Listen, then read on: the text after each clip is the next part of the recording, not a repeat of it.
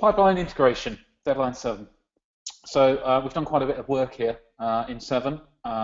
Big announcement for us is F-Track integration as well.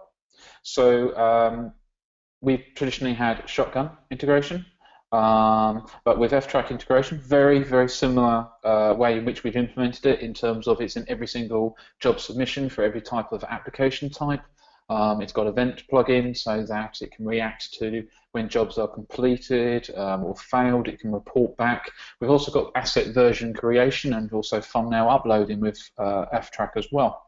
But we've also continued to iterate on our shotgun integration as well, and that's got the ability to generate and upload film strips and movies as well. That's just to see where those kind of things exist in Deadline. So as I said, it's in all the submitters. So let's go to After Effects here, for example. And previously, as a shotgun tab, we've made it vendor neutral, so we have integration. And you can see here that literally it's the case of the project management switching it to F-Track, and then you can connect and use it for a particular application that you're submitting to. There's a script to also test the integration connection, so you can test whether the connections and URLs and everything you've set up on either F-Track or Shotgun, or indeed in an in-house proprietary database asset management production tracking system that you have in-house for your studio. Absolutely no reason why, because we've abstracted away as a framework, you can just add your support in there as well. And lastly, but by no means least, to configure events. Traditionally, we've had the Shotgun event plugin here, reporting back lots of information to all the data fields within a Shotgun. And here we also now have F-Track. We can enable it just to true or false, and then we can see that effectively we have an F-Track enabled pipeline where we're creating versions on submission, with just entering your connection settings here, and we're also updating the mappings to the version status such as failed, finished, started, and queued.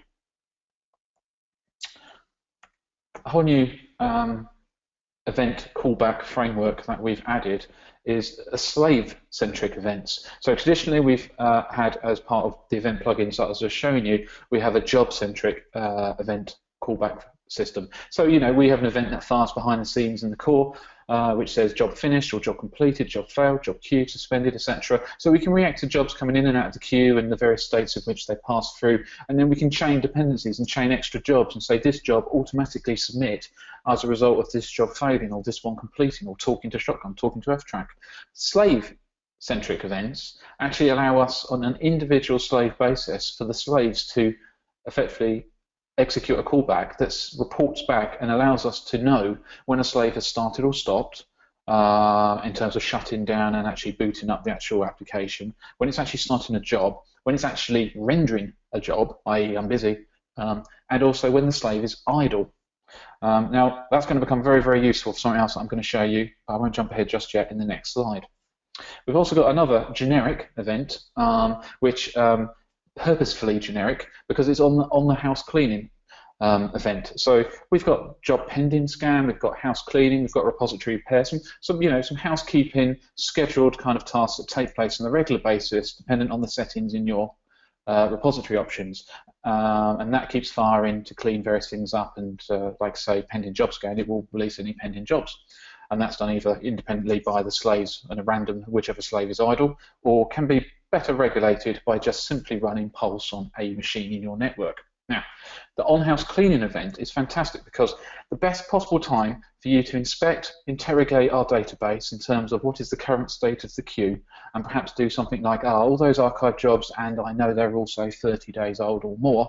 Why don't we move all those jobs, because they also contain the max files or MAR files, because I like to snapshot my scene files when I submit my jobs. Why don't we move those archived jobs now to Tier 2 storage? And we can do that as perhaps a background task using Python or another scripting language or whatever that's instigating perhaps an application executable in the background, and all we need is this event to fire, which it does, and we just hook into it, and so we can run these cron style, these Windows scheduled tasks in the background, because the best time to inspect the queue is when we know that the house cleaning has just completed in Deadline in the core.